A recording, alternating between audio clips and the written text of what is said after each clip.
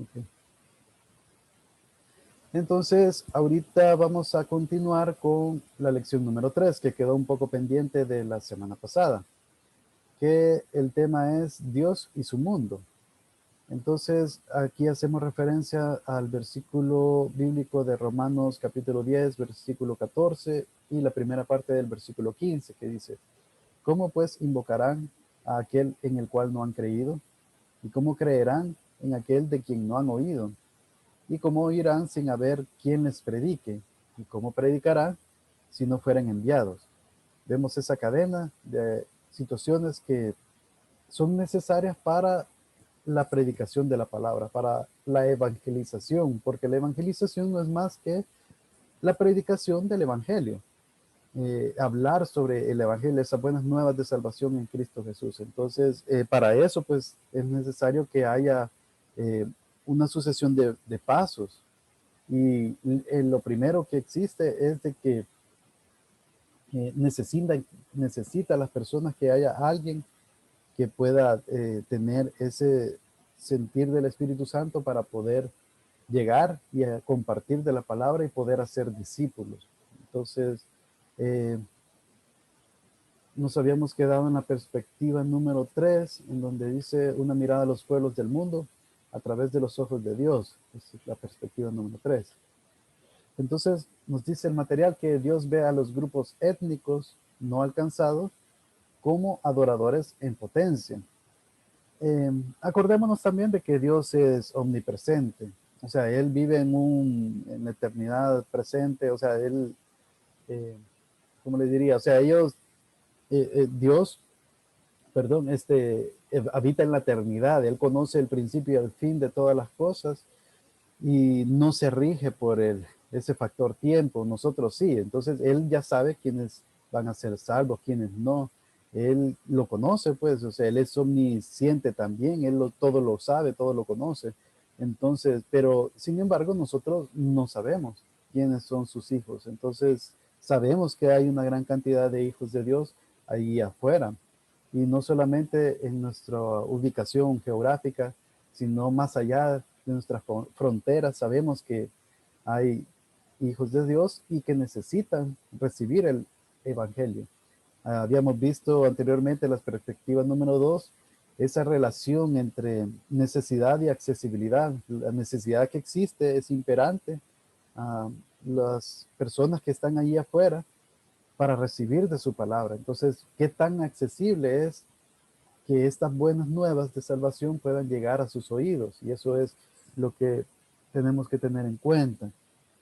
Entonces, basados en este versículo bíblico de Filipenses, capítulo 2, versículo 10 al 11, leemos para que en el nombre de Jesús se doble toda rodilla de los que están en los cielos y en la tierra y debajo de la tierra.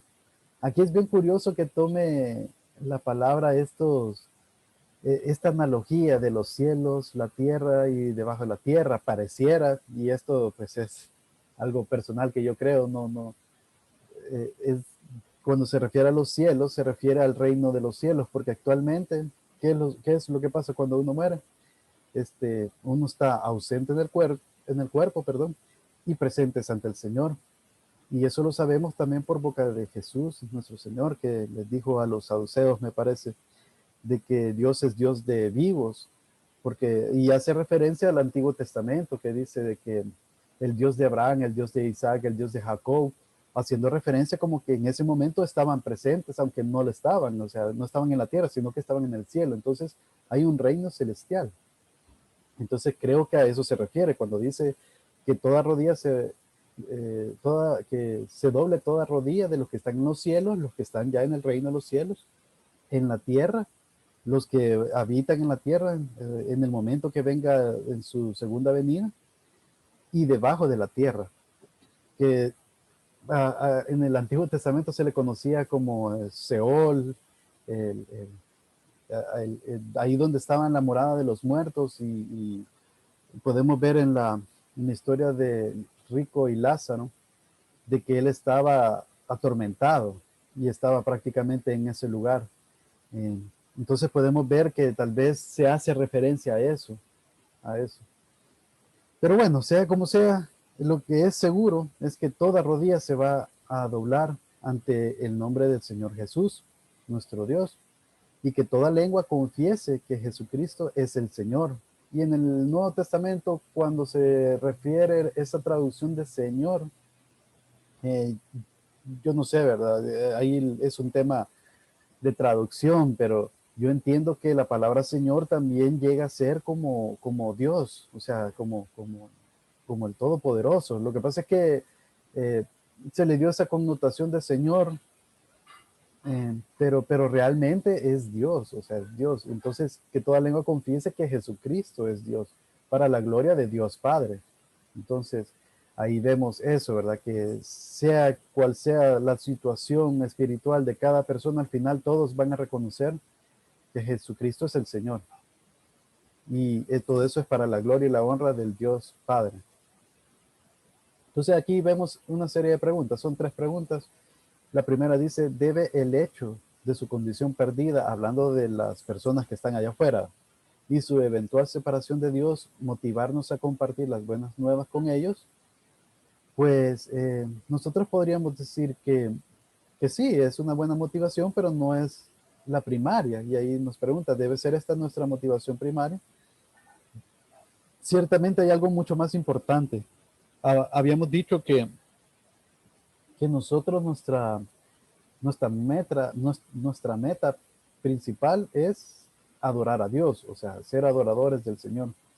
Y nuestra principal tarea es la gran comisión, la de poder compartir de la palabra y formar discípulos y prácticamente expandir el reino, edificar el reino aquí en la tierra. Entonces, vemos que nuestra primera motivación debería ser el amor que tenemos hacia Dios. Y como Dios nos ha mandado que lo hagamos, el amor se demuestra cumpliendo sus mandamientos de esa forma también, reconociendo que Él es la autoridad y que tenemos que hacer lo que Él nos dice. Y la siguiente pregunta dice entonces, ¿cuál debe ser nuestra motivación primaria? Ya lo mencioné, pero aquí lo menciona el material también. Nuestra pasión por Dios alimenta la compasión por el hombre. Entonces ahí vemos eso principal, o sea, nosotros debemos de amar a Dios y tener esa pasión por Dios. Entonces, al tener nosotros esa pasión por Dios, entendemos que debemos ser compasivos para con el hombre, para con las personas, para con nuestro prójimo. De hecho, la palabra nos enseña que debemos amar al prójimo como nosotros mismos. Y nosotros no queremos perdernos. Entonces, si nosotros estamos conscientes de que existe el cielo y el infierno y que la condenación eterna, eh, y nosotros obviamente no queremos estar en esa condición, sino que queremos estar en el reino del Padre, entonces en el reino de Jesús también. Entonces, debemos de tener ese sentir, esa empatía con el prójimo también, de que no queremos que ellos estén en esa situación también de perdición. Y también la adoración viene a llevarnos a poder dar testimonio de que somos realmente apasionados por Dios. Entonces, sí, nosotros debemos de adorar al Señor y como testimonio también podemos evangelizar y compartir la palabra con otros. Aquí vamos a ver otros datos estadísticos, un poco, esto es del 1960 y 2016, es una como comparación. Entonces no son los datos más actuales, pero nos da una idea de cómo está la situación. Mire las oportunidades sin precedentes, eh, se llama el título. Entonces ahí vemos una gráfica de pastel en donde dice el porcentaje de evangélicos en relación a la población mundial. Entonces, siendo todo el pastel, la población mundial en 1960 de 3.000 millones, podemos ver que un 3% de cristianos evangélicos eh, toman una parte de ese pastel. Y si lo vemos en proporción es bastante poco, uh, comparado con todo el mundo, obviamente. Entonces, en números son aproximadamente 90 millones. La verdad que es una cifra grande, pero acordémonos de que también la población de todo el mundo es bastante grande y para ese entonces era 3.000 millones. Ahora ha crecido mucho más. Bueno, de hecho, en el dato de 2016 éramos 7.5 mil millones. Entonces, Hay bastante diferencia, se ha crecido exponencialmente desde 1960 a 2016 y estamos contando muchísimos más. Entonces, hemos visto ese crecimiento abrupto en estos últimos años, pero también ha crecido la iglesia cristiana. Vemos que un 14% forman parte del grupo de evangélicos, bueno, de cristianos, en este caso cristianos, que es un aproximado de 1.050 millones de personas en el mundo. Ya se puede ver que la porción del pastel es mucho más grande. Entonces significa que en los últimos 56 años, casi 1.000 millones de adoradores nuevos se agregaron al reino. Y sin embargo, hay mucho más que hacer. No debemos de quedarnos con los brazos cruzados. Todavía hay bastantes naciones en donde la accesibilidad a la palabra, al evangelio, es bastante escasa, sino que nula. Entonces todavía hay mucho que hacer. Bien, eso era la lección número 3, lo que hacía falta de cubrir. Ahora vamos con la lección número 4, que habla sobre Dios y su iglesia.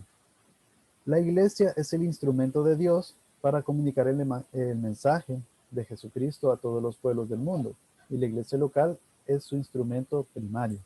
Acordémonos que la iglesia es el cuerpo de Cristo y es una iglesia universal, en el sentido de que no hay una denominación que sea la religión verdadera, sino que hay bastantes grupos, hay bastantes denominaciones cristianas evangélicas, en su gran mayoría, que forman parte de esa iglesia invisible, que es la iglesia universal, el cuerpo de Cristo. Pero esas pequeñas iglesias, como la nuestra, es una iglesia local que forma parte de la iglesia universal. Entonces, todos nosotros somos llamados a ser instrumentos para la edificación y expansión del reino. Los objetivos de esta lección es hacer énfasis en la naturaleza local y global de la Gran Comisión, basados en Hechos 1:8, de que vamos desde Jerusalén, Judea, Samaria, hasta lo último. Entonces, entender que para que una iglesia local sea efectiva en Judea, Samaria y hasta lo último de la tierra, también debe ser fuerte en su propia Jerusalén. O sea, no hay que dejar de lado lo que nos corresponde en nuestra localidad, que es como que tenemos más accesibilidad en ella. Entonces no debemos de cuidar lo uno ni lo otro. Hacer hincapié especial en que el propósito de la iglesia es adorar a Dios. Eso es nuestra meta principal, es nuestro propósito. Pero la tarea primaria de la iglesia es hacer discípulos, local y globalmente. También otro objetivo es motivar a los pastores y a los líderes de la iglesia a que desarrollen iglesias que tengan sus ojos en Hechos 1:8, así como lo hace la iglesia Miramonte, con un enfoque balanceado a nivel local y global. Bien, entonces, esto es como algo que ya se mencionó, pero es importante recalcarlo. El propósito primario que tenemos como parte de la Iglesia Universal es adorar a Dios. Y nuestra tarea primaria es hacer discípulos a nivel local y global. Para eso, pues sabemos que es necesario oír, es necesario predicar el Evangelio, o sea, hacer esa evangelización como tal. Luego necesitamos discipular. Generalmente se logra el discipulado mediante una iglesia local, por eso es importante instituir iglesias. Y una vez el discípulo ya conoce el evangelio, ya puede multiplicar ese fruto, puede ya compartir la palabra con otros y así se va viendo ese efecto multiplicador. Entonces, esa es prácticamente la gran comisión. Entonces, la pasión de Dios por la iglesia es que la iglesia sea lo que Él quiso que fuera desde el principio. Y bueno, y ahí nos invita a reflexionar el material que piénselo. Ser siempre precede el hacer. O sea, yo no puedo ser sin que antes haya una acción, algo que haga que yo pueda hacerlo. O sea, por ejemplo, un cristiano, ¿verdad? Un cristiano no va a ser cristiano si no hay alguien que le llegue y le predique. y que él reciba por medio del Espíritu Santo esas buenas noticias.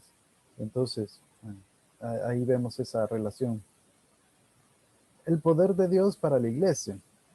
Vamos a ver que el elemento esencial es el Espíritu Santo. Ahí acordémonos lo que decía la palabra, que recibiréis poder cuando vendría el Espíritu Santo.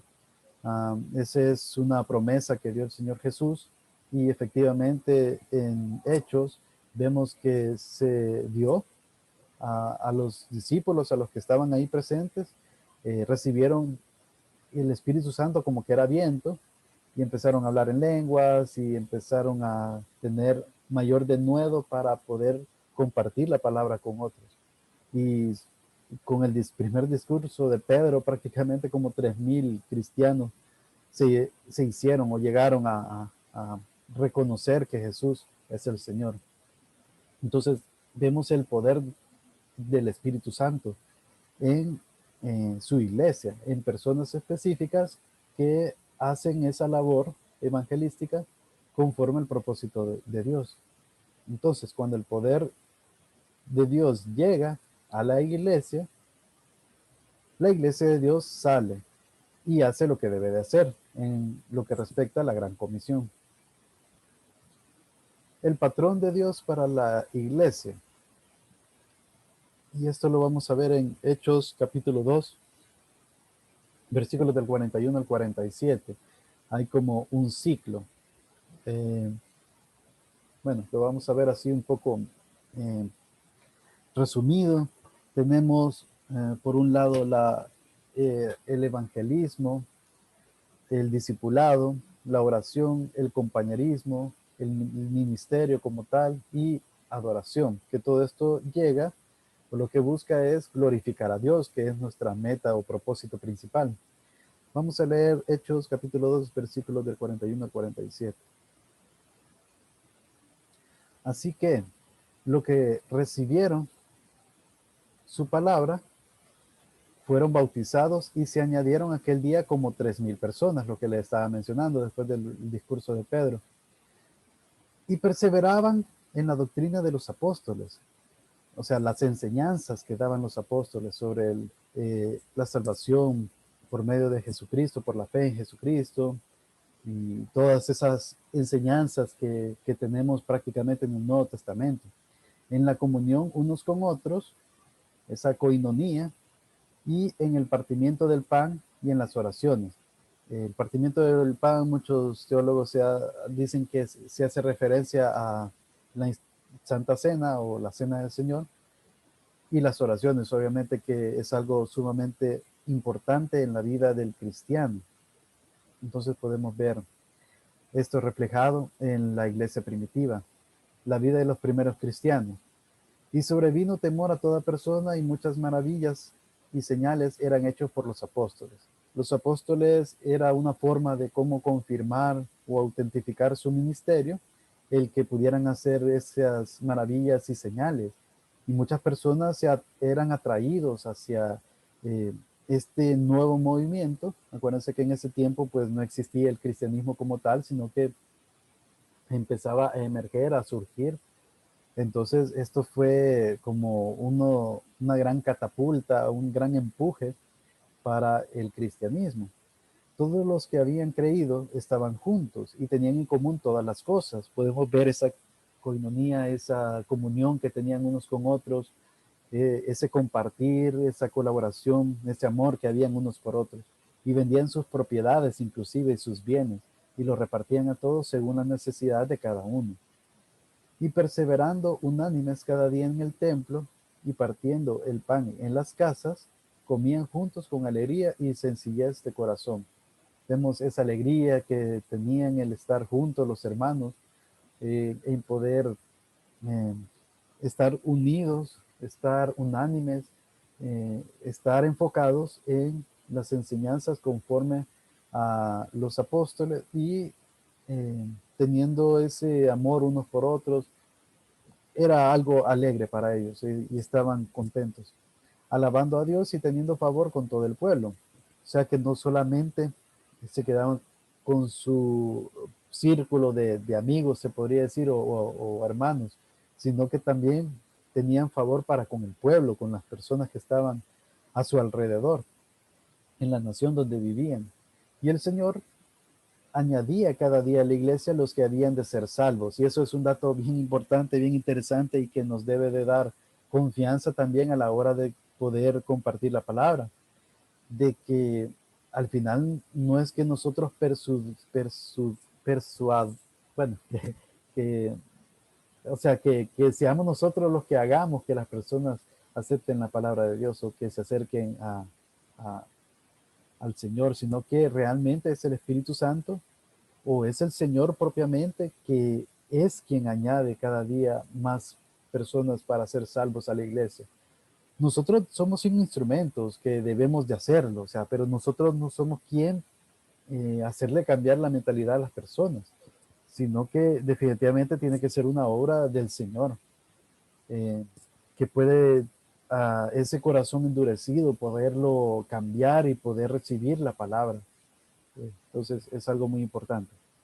Vamos a ver el análisis de este texto bíblico, esta porción, de acuerdo a estos puntos o ese patrón que hemos visto. Entonces, la iglesia local es el semillero, por así decirlo, y la fuerza misionera primaria de Dios. Y como les mencioné en una clase anterior, eh, o sea, Dios ha delegado esta misión a la iglesia, aquí en la tierra, de poder tener ese proceso de evangelización. Pero sabemos que Dios es todopoderoso y Él puede usar hasta las piedras si quiere, pero sin embargo Él ha querido que la iglesia forme parte de esa misión de Él, de poder atraer más personas a su reino. Entonces, vamos a ver las funciones claves del ministerio basados en esta porción de texto bíblico que hemos leído. Primero, en el versículo 41 podemos encontrar el evangelismo, porque compartían el mensaje del evangelio con los no creyentes. Dice, así que los que recibieron su palabra, si la recibieron es porque alguien les predicó, en este caso fue Pedro, fueron bautizados. En ese tiempo, pues, no es como ahora de que una persona al creer, generalmente primero es instruido para conocer bien el evangelio, para conocer mejor las doctrinas, y una vez la persona toma la decisión o sea, siente como que necesita dar ese paso de ir al bautismo, lo hace, pero no necesariamente es inmediatamente. En el tiempo de la iglesia primitiva sí era una práctica común que era inmediato, o sea, las personas recibían su palabra, creían en el Señor Jesucristo y inmediatamente eran bautizados. Entonces ahí lo vemos de esa forma. Pero el punto aquí es de que muchas personas recibieron la palabra. Se añadieron entonces aquel día como 3,000 personas al cuerpo de Cristo. Entonces vemos esa evangelización eh, como parte fundamental de este proceso. Luego vemos el discipulado en el versículo 42, en la parte A, enseñando doctrina y modelando el estilo de vida cristiano para producir seguidores de Jesús que son semejantes a él. Leemos el 42, y perseveraban en la doctrina de los apóstoles, en la comunión unos con otros.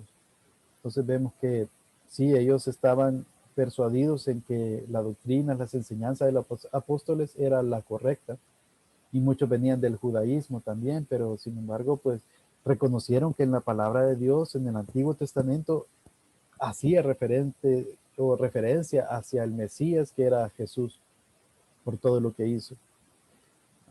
La oración también es una parte fundamental y eso lo vemos en el versículo 42, en el final, que dice en el partimiento del pan y en las oraciones. En las oraciones perseveraban esos primeros cristianos. Entonces, además de que tenían en común con Dios, teniendo comunión con Dios, perdón, por medio de la oración.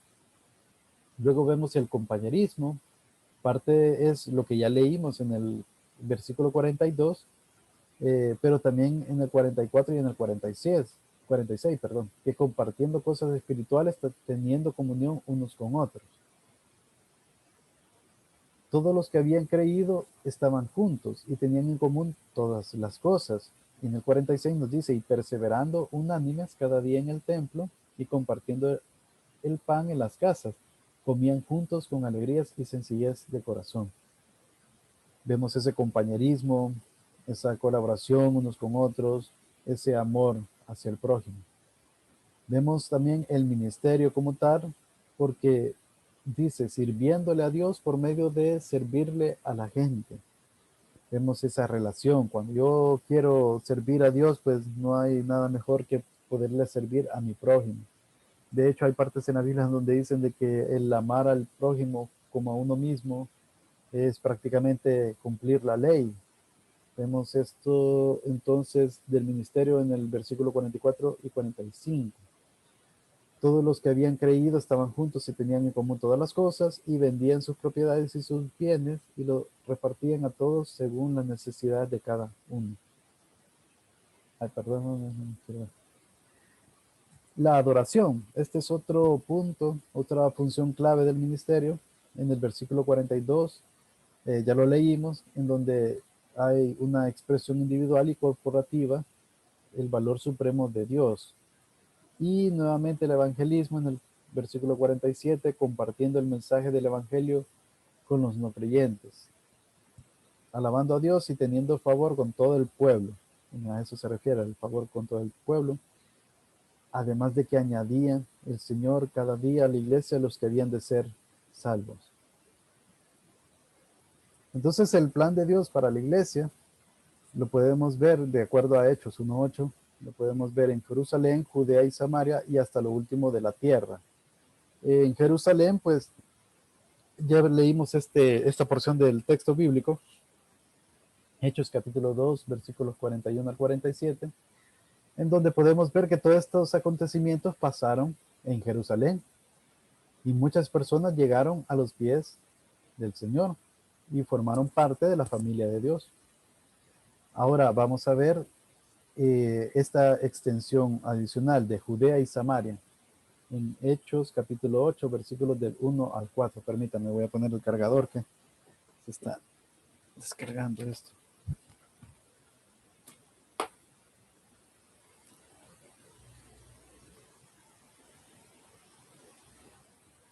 Bien. Hechos capítulo 8, versículos del 1 al 4. Saúl persigue a la iglesia, dice el título. En el versículo 1, y Saúl consentía en su muerte. Ahí hablando de el primer mártir prácticamente de la iglesia primitiva, que sería ¿cómo se llama? Se me ha escapado. Esteban. Esteban, Bernabé está diciendo Esteban. Ajá, Esteban. Entonces, Saulo consentía su muerte, punto. Pero esto es lo que nos interesa, lo que viene. En aquel día hubo una gran persecución contra la iglesia que estaba en Jerusalén, y todos fueron esparcidos por las tierras de Judea y de Samaria, salvo los apóstoles. Ahí podemos ver que los apóstoles se quedaron en Jerusalén y muchos por esta situación de persecución tuvieron que salir de Jerusalén. Entonces como que no fue algo muy planificado, no fue algo que ellos quisieron hacerlo por el sentido de expansión del reino, sino que fue algo más venido del Señor. O sea, Él permitió que se diera esta persecución y tenía eh, un fin bueno, así como lo que menciona en Romanos 8:28, ¿verdad? Entonces, sí, o sea, tenía un sentido esta persecución y esto permitió que más cristianos pudieran esparcirse y ir más allá de lo que era Jerusalén. En este caso, por las tierras de Judea y Samaria. Y no necesariamente los líderes muchas veces tienen todo ese papel de evangelización, ¿verdad? Es cierto, forman un papel muy importante para la coordinación y todo eso, pero no necesariamente los pastores deben de ir hacia esas misiones para hacer, no sé, por ejemplo, actualmente en nuestra iglesia está liderando como pastores, bueno, está el hermano Mauricio, está el hermano Milton, está el hermano Isaí, y ellos están localmente en Miramonte, pero es necesario que ellos estén ahí para poder darle seguimiento a la iglesia local. Y hay personas que sí salen y hacen esa obra evangelística. Obviamente ellos también participan en la evangelización, pero tal vez no a nivel de salir mucho más allá, ¿verdad? En el versículo número 2, y hombres piadosos llevaron a enterrar a Esteban e hicieron gran llanto sobre él. Y Saulo asolaba la iglesia, y entrando casa por casa arrastraba a hombres y mujeres y los entregaba a la cárcel. En ese momento, pues Saulo, no, el apóstol Pablo no había comprendido el evangelio. Él estaba con ese velo eh, en su rostro y todavía no conocía del Señor Jesús. Sabemos que él fue convertido más adelante, ¿verdad? Pero bueno, en el versículo número 4 dice, pero los que fueron esparcidos, esos cristianos que sin querer queriendo, o sea, ni modo, ¿verdad? Tenían que salir por esa persecución, iban por todas partes anunciando el evangelio. Y vemos eso interesante, o sea, que de esa forma, pues, más personas conocieron las buenas nuevas de salvación. Luego tenemos hasta lo último de la tierra. Eh, Está todo el capítulo de Hechos, capítulo 13, pero no lo vamos a leer todo, pero sí vamos a leer parte de él. Eh, el título dice, Bernabé y Saulo comienzan en su primer viaje misionero. Había entonces en la iglesia que estaba en Antioquía profetas y maestros. Y aquí vemos una lista de personas que tenían este tipo de dones y de ministerios.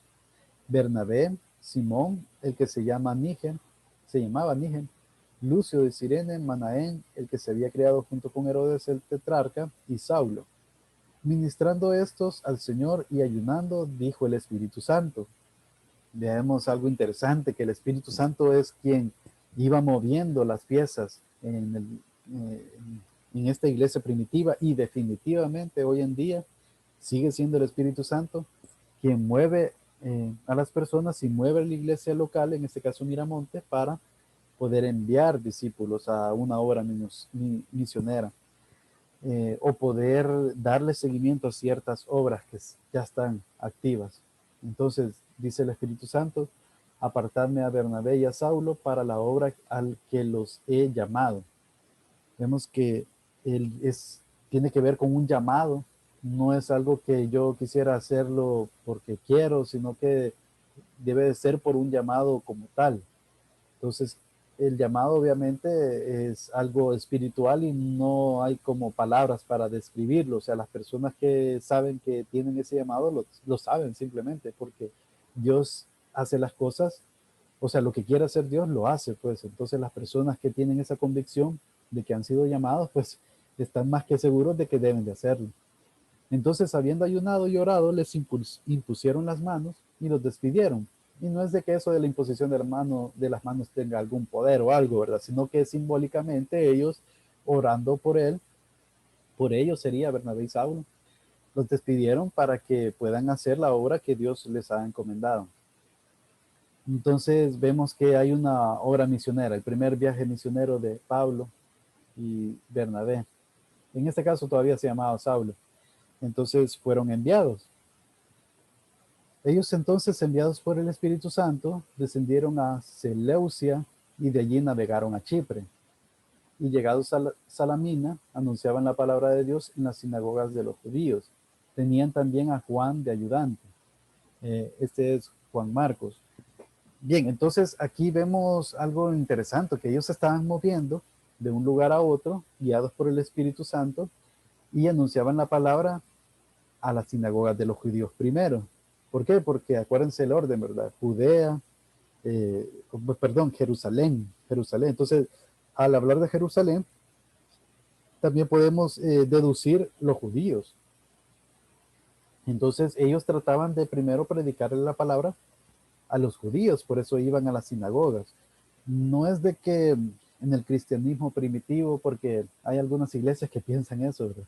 Que o sea, que se debe de seguir yendo a las sinagogas los sábados o a la iglesia los sábados, para poder adorar a Dios, pero realmente ellos, Pablo y Bernabé, lo hacían con el objetivo de evangelizar a los judíos.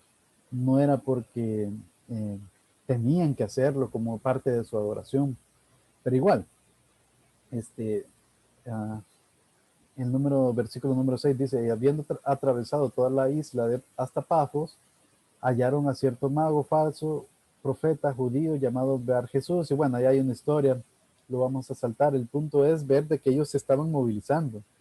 Quiero ver por dónde. Habiendo zarpado de Pafos, Pablo y sus compañeros arribaron a Perge de Panfilia, pero Juan, apartándose de ellos, volvió a Jerusalén. Este fue uno de los casos de que en donde hubo un desacuerdo entre Bernabé y Pablo por el tema de Juan Marcos, ¿verdad? Que Pablo sintió que los abandonó y pues y más adelante vemos que Juan Marcos pues es un siervo fiel discípulo fiel de Pablo, entonces tuvimos ahí una reconciliación y de hecho Juan Marcos es el autor que tradicionalmente se le conoce del Evangelio de Marcos. Entonces vemos que, bueno, ese es el contexto de esta parte, pero ellos pasando de Perge llegaron a Antioquía de Pisidia y entraron en la sinagoga un día de reposo y se sentaron. Como les mencionaba, esto era un tema de evangelización. Pablo y Bernabé buscaban traer a la mayoría de judías que se pudieran. Y después de la lectura de la ley y de los profetas, los principales de la sinagoga mandaron a decirle, varones hermanos, si tienen alguna palabra de exhortación para el pueblo, hablad. Entonces Pablo, levantándose, hecha señal de silencio con la mano, dijo, varones israelitas y los que teméis a Dios, porque acuérdense que en las sinagogas no era necesariamente exclusivo para todo judío, sino que también llegaban algunos gentiles a oír, aunque tal vez no tenían muchos privilegios como los judíos, se ponían hasta atrás, ¿verdad? No podían sentarse así cerca, pero igual. Y ahí empezó a predicar el apóstol Pablo, prácticamente hablando de cosas de Israel, o sea, estaba hablando prácticamente a los judíos que estaban ahí. Bueno, quiero ver el otro punto. Ahí prácticamente hace un recuento de la historia del pueblo de Israel hasta llegar a las referencias que hace el Antiguo Testamento sobre el Mesías, en este caso Jesucristo.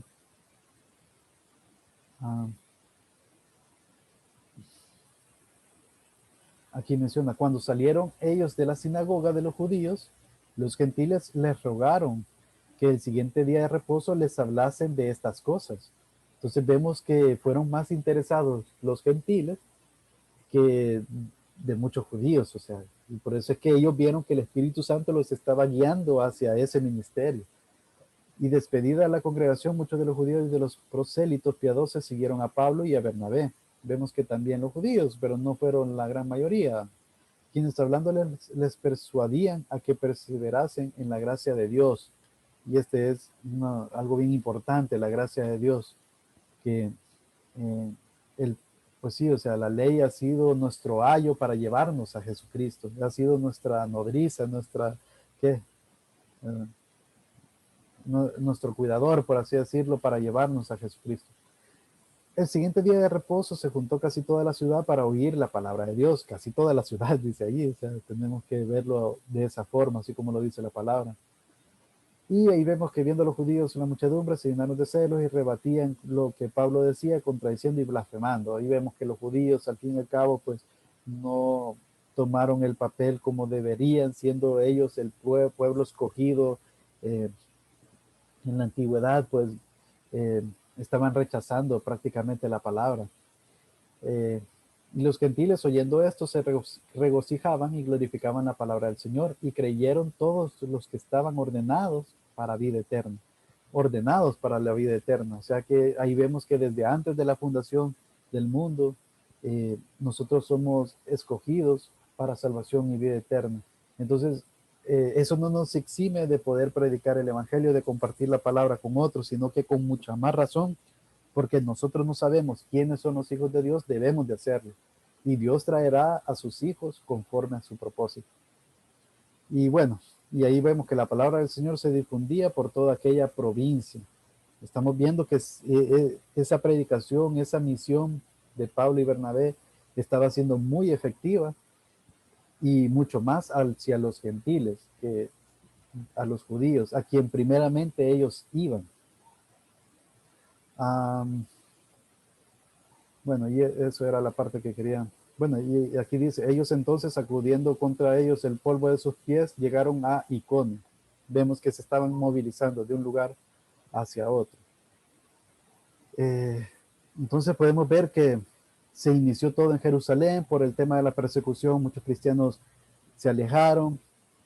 Luego vemos a Judea y Samaria y hasta lo último de la tierra. O sea, el apóstol Pablo trató de llegar hasta lo más lejos del mundo conocido en ese tiempo.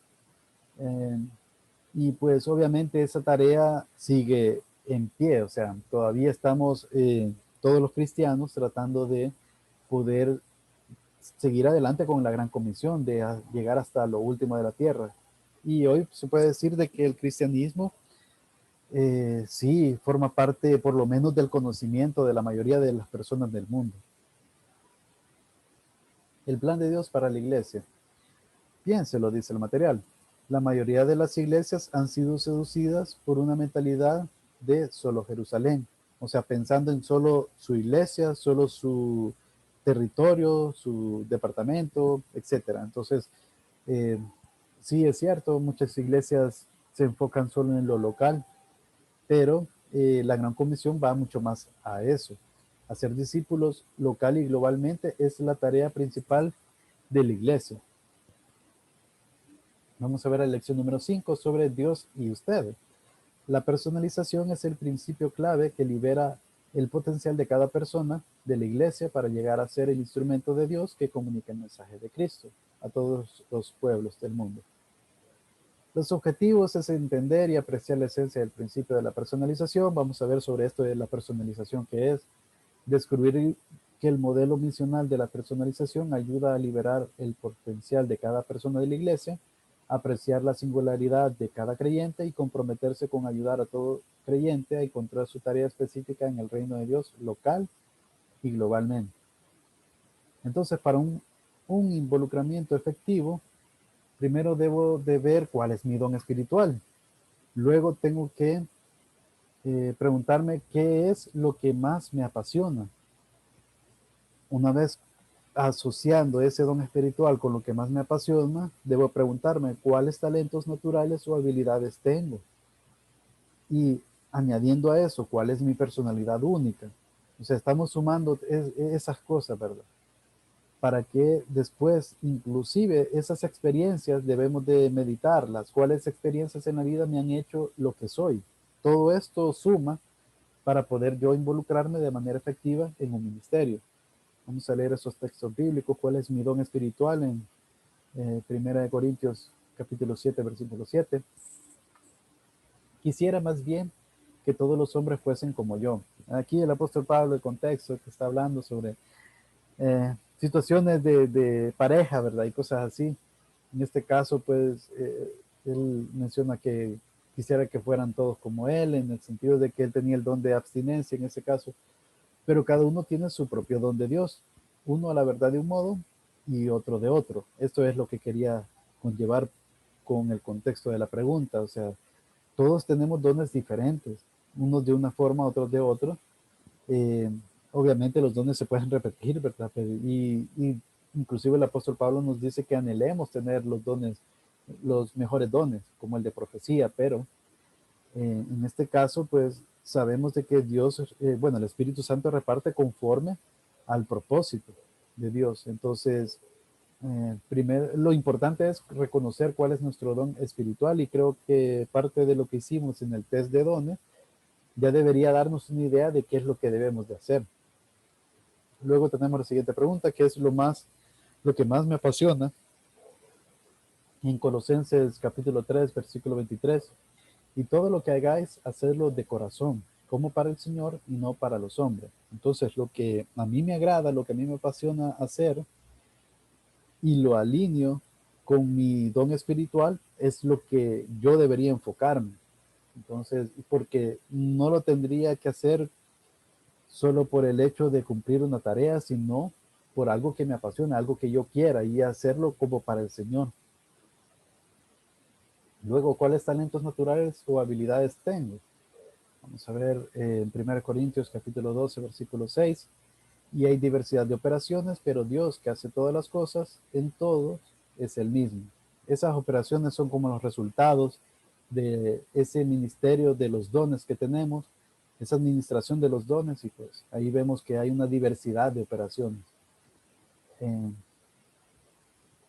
Éxodo capítulo 31, versículos del 1 al 11, podemos ver un ejemplo de que también en el Antiguo Testamento el Espíritu Santo dotaba de dones espirituales a personas específicas. En este caso, el versículo 1 dice, habló Jehová a Moisés diciendo, mira, yo he llamado por nombre, o sea, específicamente a Bezaleel, hijo de Uri, hijo de Ur, de la tribu de Judá, y lo he llenado del Espíritu de Dios, en sabiduría y en inteligencia, en ciencia y en todo arte. Esos son dones espirituales también. Lo único que aquí había otro contexto, ¿verdad? Era para la cuestión del tabernáculo, para el diseño de todas esas cosas y la elaboración de todas esas cosas. Para inventar diseños, para trabajar en oro, en plata y en bronce y en artificio de piedras, para engastarlas y en artificio de madera, para trabajar en toda clase de labor. Vemos esa asignación del Espíritu Santo de esos dones. Y 2 Corintios capítulo 3, versículo 5, no que seamos competentes por nosotros mismos. Nosotros es cierto, tenemos muchas capacidades, muchos talentos. Al final todo eso nos los ha dado Dios. Entonces por eso es que debemos ser humildes y reconocer que no es por nuestra competencia para pensar algo como de nosotros mismos, sino que nuestras competencias provienen de Dios. Dios es el que pone en nosotros esas habilidades, esos talentos, esos dones espirituales y toda la gloria es de Él. La siguiente pregunta, ¿cuál es mi personalidad única? En Proverbios capítulo 23, versículo 7, porque ¿cuál es su pensamiento? Es su corazón, tal es Él. Perdón, porque ¿cuál es su pensamiento en su corazón? Tal es Él. Lo leí un poco extraño. Pero básicamente a ese punto es lo que se refiere esta pregunta de cuál es mi personalidad única. De acuerdo a lo que yo pienso, lo que tengo en mi corazón, así es como yo soy, se me refleja en el exterior. Entonces, mi personalidad es importante también porque suma para poderme involucrar efectivamente en esa obra. ¿Cuáles experiencias en la vida me han hecho lo que soy? Lo que habíamos mencionado de Romanos 8:28, y sabemos que a los que aman a Dios todas las cosas les ayudan a bien. Esto es los que conforme a su propósito son llamados. Cualquier cosa que nos pase en la vida tiene un propósito, y aunque sean malas, sabemos de que Dios todo lo que hace lo hace bien, es bueno y tiene un propósito, un significado. Lo que pasa es que nosotros pues solo vemos lo que está a nuestro lo que está enfrente de nosotros, no podemos ver todo el contexto, no podemos ver el futuro ni nada, o sea, somos bien limitados, entonces nos queda confiar en lo que Dios está haciendo. Entonces,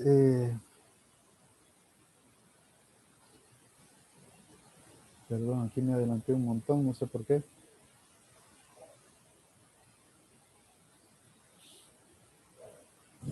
Bien, entonces, información adicional. Ha encontrado su lugar en el reino. Para la mayoría de los creyentes hay un misterio entre su singularidad personal y la voluntad de Dios. Desconocen cuál es su misión en el reino de Dios. Ahí vemos esa situación, ¿verdad? Que yo tengo mi individualidad, mi singularidad, y quiero saber cuál es la voluntad de Dios. Es un misterio para nosotros en algún punto.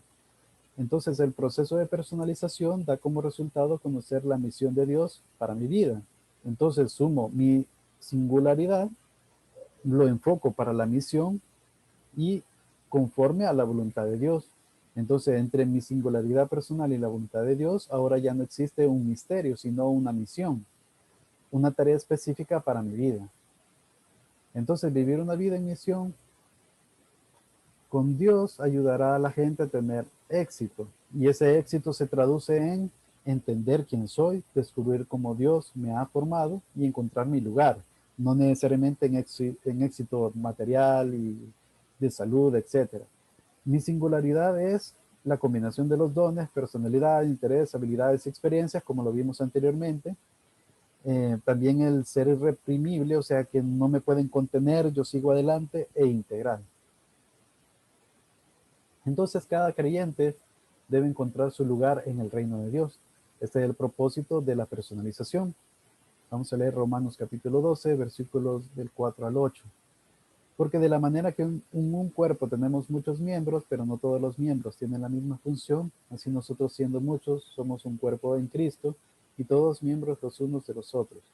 De manera que teniendo diferentes dones, según la gracia que nos es dada, si el de profecía, úsese conforme a la medida de la fe, o si de servicio, en servir, o el que enseña, en enseñanza, el que exhorta, en exhortación, el que reparte con liberalidad, el que preside con solicitud, el que hace misericordia con alegría. Tenemos diferentes dones y es para servirnos unos a otros, para la edificación del reino. Aquí tenemos tres principios. Piénselo, cada creyente depende de otros creyentes. Ahí vemos esa complementariedad que tenemos unos con otros para cumplir la gran comisión. Tres principios. Unidad, en el sentido de que todos somos parte del cuerpo de Cristo, siendo nuestro Señor Jesús la cabeza. Diversidad, en que no todos hacemos lo mismo, no todos somos manos, no todos somos ojos, no todos somos nariz, como dice la palabra, ¿verdad? Sino que cada uno tiene su singularidad, sus servicios, sus dones, sus talentos, y es utilizado para la mutua edificación en el cuerpo de Cristo. Y la sinergia, que es la suma de todas esas capacidades, esos resultados, esas operaciones, hacen de que seamos poderosos por medio del Espíritu Santo en la tarea que nos ha encomendado el Señor. Entonces, esta es una ecuación del valor, siendo el valor igual a la habilidad, que en este caso son los dones y talentos, el conocimiento, que tiene que ver con el conocimiento que yo tengo de la palabra de Dios, de la Biblia, esto multiplicado por la actitud que yo puedo tener. Si yo tengo una buena actitud, tengo los dones y talentos y el conocimiento de la Biblia, pues voy a tener un gran valor para la gran comisión, para el reino de los cielos. Bien, ya son las 9, pero por cuestión de tiempo vamos a ver esto rápido. Efesios capítulo 4, versículos del 11 al 12. Y él mismo constituyó a unos apóstoles, a otros profetas, a otros evangelistas, a otros pastores y maestros, a fin de perfeccionar a los santos para la obra del ministerio, para la edificación del cuerpo de Cristo. Aquí podemos ver que el fundamento, como habíamos visto en otros versículos bíblicos, son los apóstoles y los profetas. Y obviamente la piedra angular es nuestro Señor Jesucristo. Luego tenemos a los evangelistas y a los pastores y maestros, que muchos dicen de que es lo mismo. Pastores y maestros es el mismo cargo, por así decirlo, el mismo ministerio, pero hay otras partes en la Biblia en donde podemos ver que el ministerio de maestro puede ser un rol diferente al del pastor, a fin de perfeccionar a los santos. Luego tenemos Hechos capítulo 13, versículos del 1 al 3. Había entonces en la iglesia que estaba en Antioquía profetas y maestros. Ahí vemos nuevamente eso. Y este texto ya lo leímos prácticamente. Entonces, una cita del doctor Johnny Hunt, pastor de Piv Woodstock, dice: usted enseña lo que sabe, pero usted reproduce lo que es. Vemos esa relación entre lo que se predica y el testimonio, lo que se hace. Usted puede predicar todo lo que quiera sobre alcanzar al mundo para Cristo, pero si usted no está en la punta de la lanza con sus miembros, ellos no van a hacerlo. O sea que si yo le estoy compartiendo esto y no estoy haciendo algo para el reino de los cielos, no estoy compartiendo la palabra de alguna forma, pues estoy mal, ¿verdad? Tengo que recapacitar y ver en qué me tengo que cambiar o modificar en mí para poder hablar con autoridad también. Otra cita es de John R. Mott, citado de Ve y haz discípulos. Dice: el fuego de las misiones y el evangelismo se prenderá en las congregaciones cuyos pastores ardan con una pasión por los perdidos. Entonces aquí vemos una responsabilidad muy grande de los líderes, en este caso de los pastores, de que si ellos tienen esa pasión por los perdidos, pues, y le dan énfasis a la evangelización, a las misiones, pues prácticamente la congregación va a ir detrás de eso y pues van a hacer lo que corresponde hacer a la Iglesia Universal de nuestro Señor Jesucristo, que es la Gran Comisión. Bien, hermanos, eso sería lo que respecta al principio número 7. No sé si tienen algún comentario, alguna consulta.